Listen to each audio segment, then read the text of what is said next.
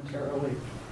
We're going to go through some of the more basic things about event planning, but it will be enough to get you thinking, get the wheels turning, get some brainstorming going, and get on. And if I press the laser, it doesn't forward the slide. We can talk a little bit about room setups. I know a lot of you folks wonder what we can do in the ballroom. I tend to walk this way. I'll try to stand over here. How's that? This is going to be a very interesting presentation.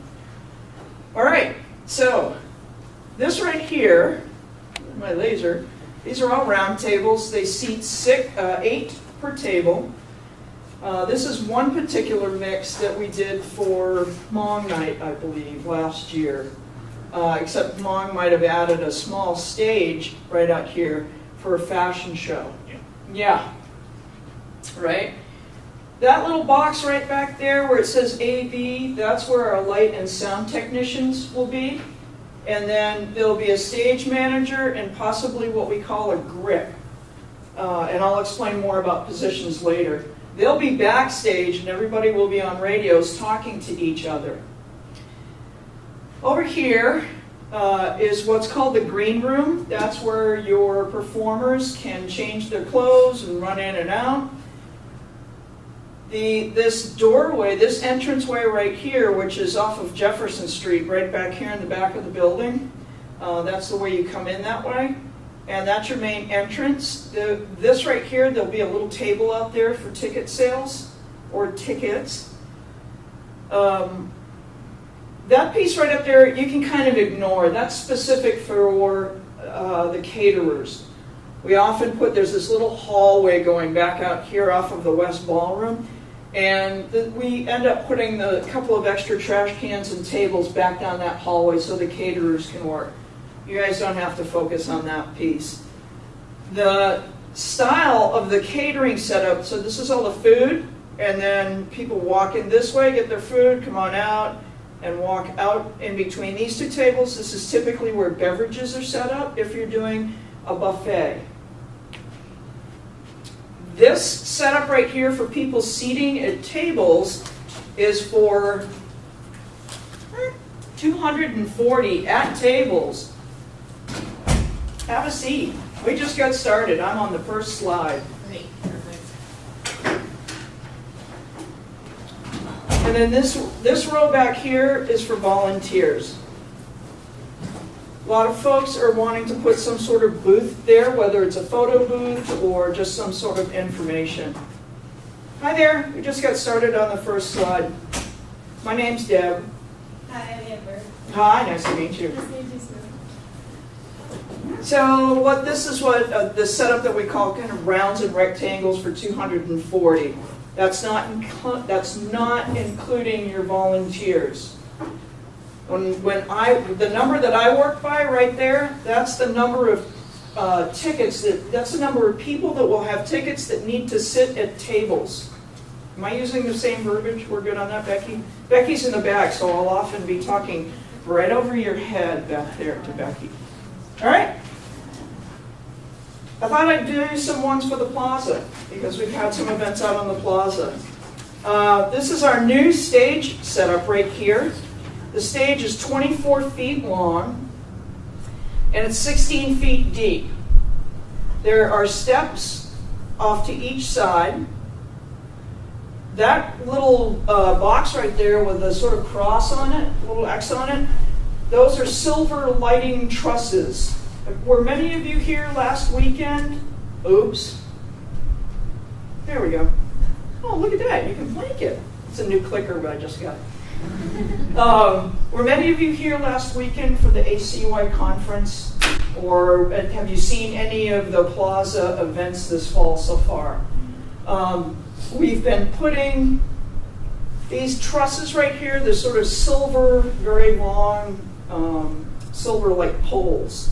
And that's where we can clamp our lights onto to get a really nice-looking stage wash.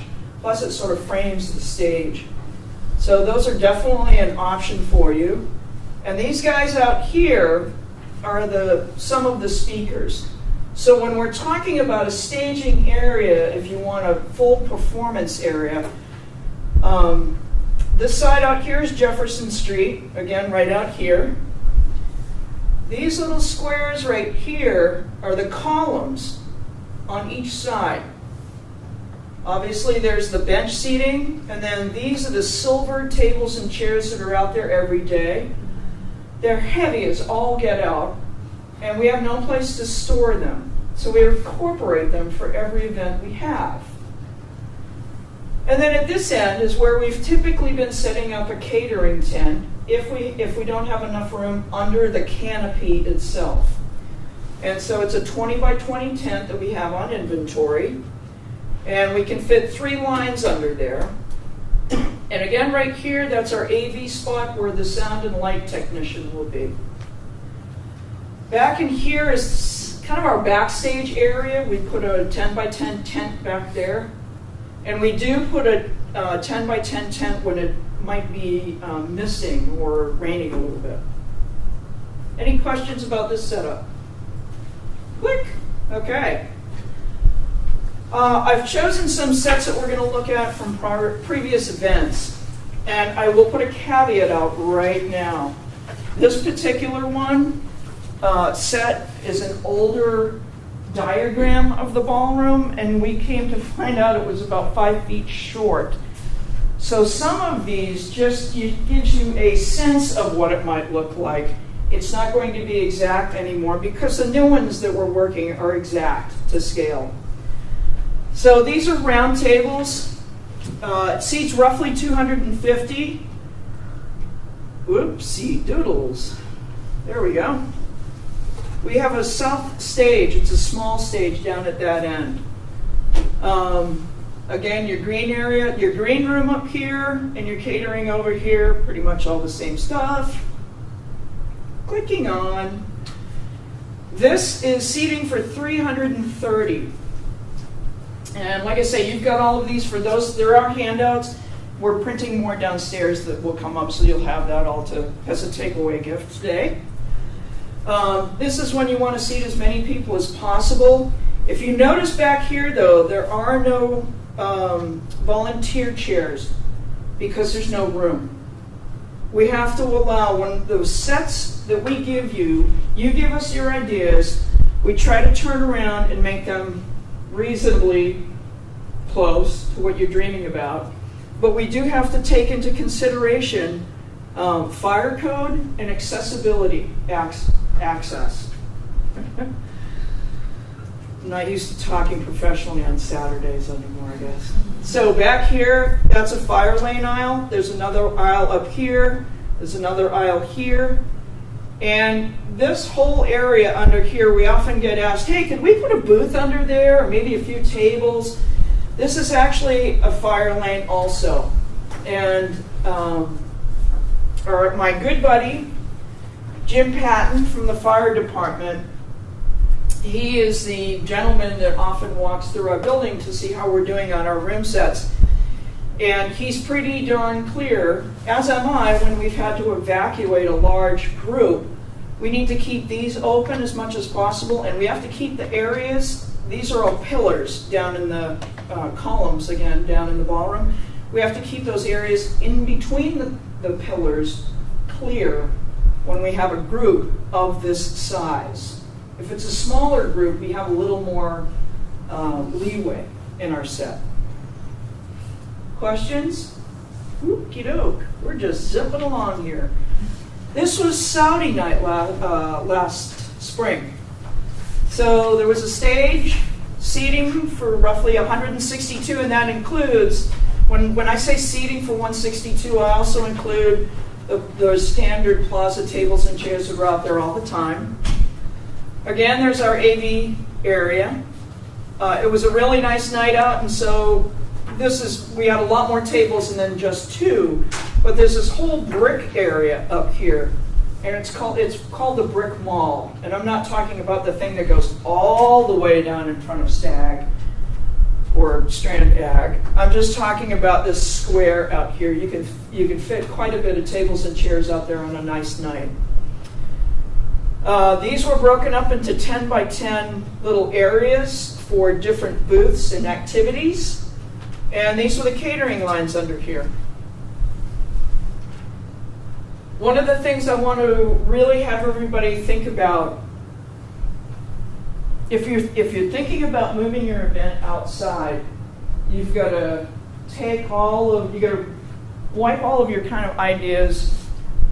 When you hold your event in the ballroom, you take all those ideas and just push them away. Let them go. Bye-bye. And start with a clean slate. Having an event outdoors can be equally satisfying and a whole heck of a lot of fun. But it's not the same as being inside. Because I'm going to set up a poster board. I want to tell you all about what I do, right? That poster board acts like what happens when it's windy. It goes this way. Or I want to put some drape out there to kind of make like a little booth. That acts no differently than a flag in the wind. So it does the same exact thing, and that drapery will just sit there and flap.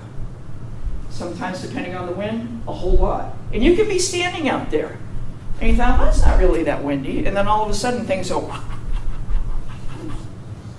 slam, slam, slam, scatter, scatter, scatter, and everybody's running about. So I just want you guys to really kind of wipe the slate clean in your mind as you're thinking about outdoor events. Don't worry about reading all this stuff. It's in your handout. These are decorations. I haven't really updated stuff for the plaza. We've got a little bit more leeway out in the plaza. So, for example, we hold candlelight vigils outside pretty frequently. You don't need a fire permit outside if you've got a candle. But if we're thinking about doing any other sort of pyrotechnics and we're under the canopy, then we'll have to plan on that for sure. We're really, really, really wicked discouraging, both indoor and outdoor, glitter. The glitter fairies have serious glitter bombs. And they're picking up glitter for years. It's insidious. I'll just leave it at that. It gets everywhere. Confetti cannons, we've done those before, but they have the potential of staining the concrete, and it's almost as bad as glitter. You just leave it, you guys can hand them out, because I know this side for sure needs them. You guys can figure it out.